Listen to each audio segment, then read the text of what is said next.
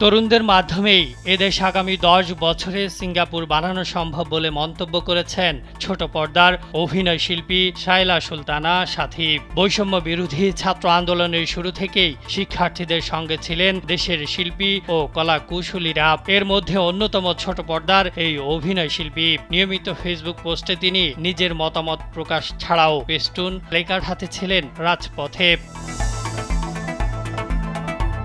শেখ হাসিনার পতনের পর বিজয় উল্লাসেও দেখা গেছে তাকে। বিজয় উল্লাস শেষে শিক্ষার্থীদের সঙ্গে নেমে পড়েছেন পরিষ্কার পরিচ্ছন্নতার কাজে।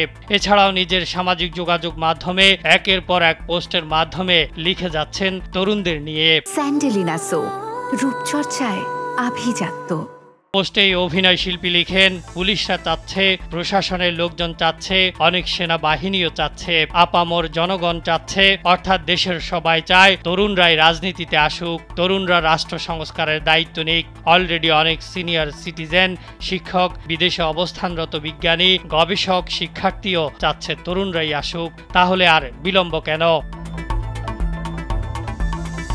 আইন শৃঙ্খলা বাহিনীর অবর্তমানে তরুণরাই ট্রাফিক নিয়ন্ত্রণ করছে, পরিষ্কার পরিচ্ছন্নতা করছে। সবাই যার যার জায়গা থেকে নেমে পড়ুন, জনগণকে তরুণদের নেতৃত্ব সম্পর্কে সচেতন করুন। লেখকরা লিখতে শুরু করুন, কলামিস্টরা কলাম লিখুন, কন্টেন্ট ক্রিয়েটররা ভিডিও বানাতে শুরু করুন, গ্রামে গ্রামে তরুণদের চাওয়া নিয়ে বৈঠক করুন। সময় খুবই কম, এখনই শুরু করতে হবে। কেবল তরুণদের মাধ্যমেই এ দেশটাকে আগামী 10 বছরে সিঙ্গাপুর বানানো সম্ভব। শুরু হোক রাষ্ট্র ক্ষমতায় তরুণদের চাই, এই হ্যাশট্যাগ দিয়ে লেখালেখি। এর আগে একটি ভিডিও শেয়ার করে তিনি লিখেন, ওরা সত্যি দেশটাকে গড়তে চায়, আর কিছু সুবিধাবাদী দেশটাকে শেষ করতে চায়। আপনারা সবাই ওদের পাশে দাঁড়ান, এই কাজে ওদের কোনো স্বার্থ নেই, তাই ওদের অ্যাপ্রিসিয়েট করুন। আরও একটি পোস্টে এই অভিনয় শিল্পী লিখেন, দেশটা আমাদের, তাই দেশ পরিষ্কার রাখার দায়িত্ব আমাদের। আজকের সুন্দর কিছু অভিজ্ঞতা শেয়ার করছি কমেন্ট বক্সে।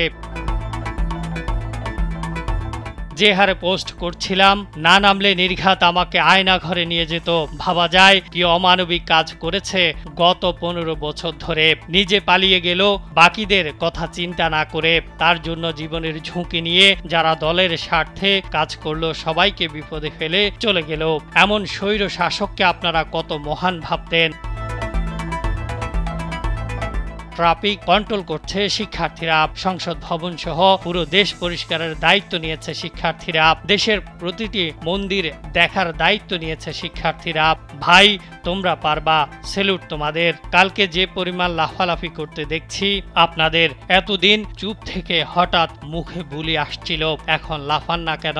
পজিটিভিটি ছড়ানোর মধ্যে নেই, আপনাদের মনটাও সংস্কার করার প্রয়োজন আছে। এছাড়াও নিজের সামাজিক মাধ্যমে তিনি আরও লিখেন, এর চেয়ে সুন্দর দৃশ্য আর কি হতে পারে? শিক্ষার্থীরা সংসদ ভবন পরিষ্কারের কাজে লেগে গেছে। এইভাবে দেশ পরিষ্কার হয়ে যাবে, অনেকেই এগুলো এখন আর দেখবে না। তবে তোমরা আমাদের মানুষ চিনিয়েছ, তোমরা আমাদের সুবিধাবাদী আর শুধু নিজেদের পকেট নিয়ে ভাবা মানুষদেরও চিনিয়েছ, আবার দেশকে অসম্ভব ভালোবাসে এমন হিরোগুলোকেও চিনিয়েছ। তোমরা তোমাদের কাজ করে যাও, এভাবেই এগিয়ে যাবে বাংলাদেশ, আমার দৃঢ় বিশ্বাস। সময় লাগে ছোট একটা পরিবর্তনেও, আর গোটা দেশ সংস্কারের কাজ চলছে এখানে, আপনারা একটু ধৈর্য ধরুন। বিনোদন ডেস্ক, কালবেলা।